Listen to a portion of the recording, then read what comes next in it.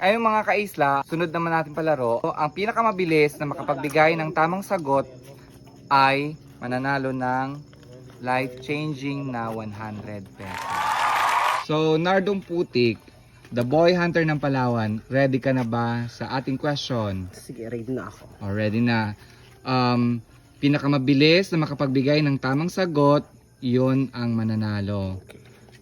Ang tanong, kung ang English ng bumaliktad ay reverse, ano naman sa Tagalog ang diverse?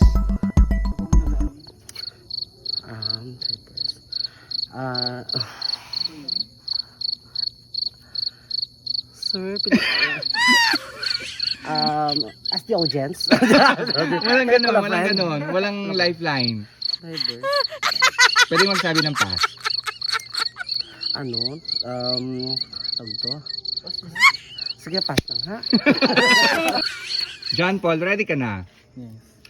Ang tanong, kung ang English ng bumaliktad ay reverse, ano naman sa Tagalog ang diverse?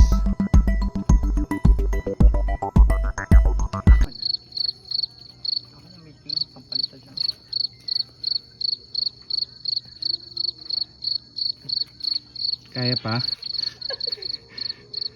Kumaliwa. Final answer?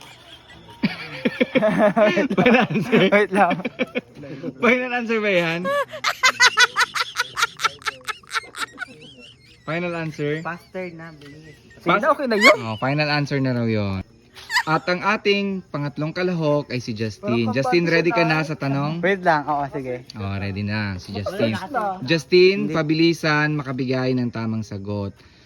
Ang tanong, kung ang English ng bumaliktad ay reverse, ano naman sa Tagalog ang diverse? Piling ko, di ba magbilang? Ano ba? Ano ba?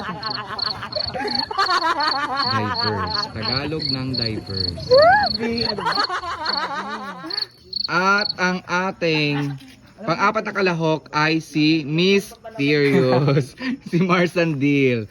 Ang tanong, kung ang English ng bumaliktad ay reverse, ano naman sa Tagalog ang diverse? Pagkakaiba. Pagkakaiba. Final answer? So yun mga kaisla, ang Tagalog ng diverse ay iba't iba. So dahil kami yung pinakamalapit na nakapagbigay ng tamang sagot ay ang ating pang-apat na kalahok. So since birthday ko naman, ibigay natin sa kanya ang life-changing na 100 pesos. Congratulations! Ayun lang mga kaisla, maraming salamat sa panonood. Paalam!